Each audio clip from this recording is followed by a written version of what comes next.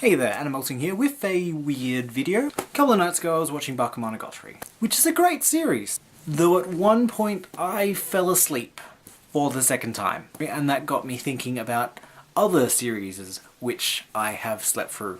Let me explain myself a little bit. There are more than a couple of animes which I've actually slept through. Sometimes it's because they're boring, other times it'll be because I've chosen to watch it at an ungodly hour.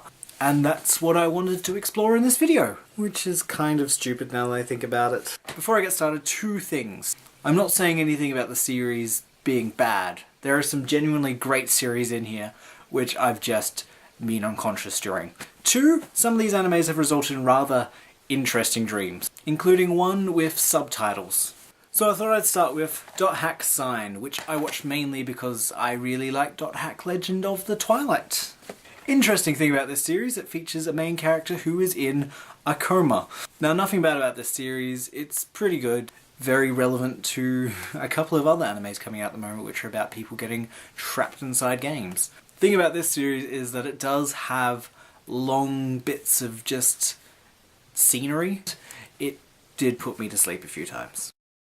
Similar to this was the second series of Ghost in the Shell, which was quite interesting with its espionage, but a lot of the time it was mainly dialogue. And when you have high-octane battles happening, and then long stretches of conversations trying to figure out who was doing all this bad stuff, you tend to trail off into the land of Nod. But I do not recommend watching it at 1 AM.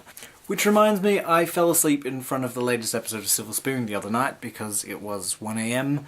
Boogiepop Phantom.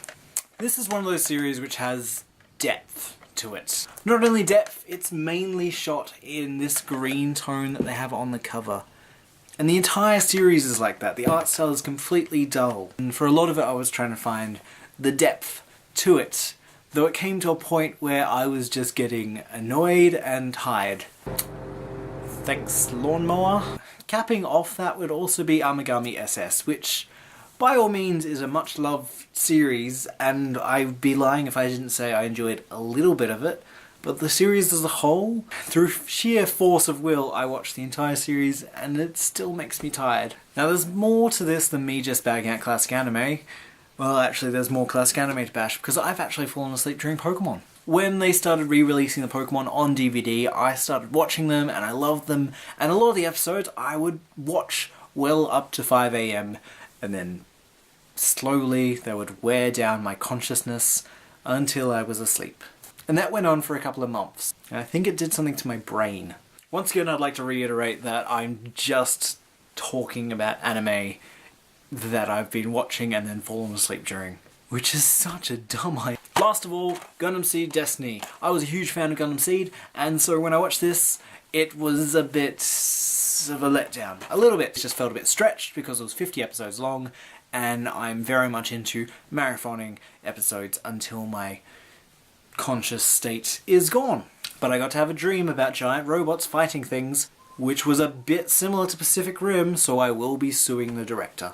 Alright, I suppose the good side of this video is that I will be doing another one which is talking about animes which have kept me awake. Ones which have compelled me to keep on watching, well past what my constitution could ever handle. So look forward to that, and if you have a series you've fallen asleep during, feel free to shamelessly write them down in the comments, and I will support you. Thank you for watching. I'm sorry this video was more or less about me talking about sleep. Until next time, I hope you have some wonderful dreams, and until then, bye.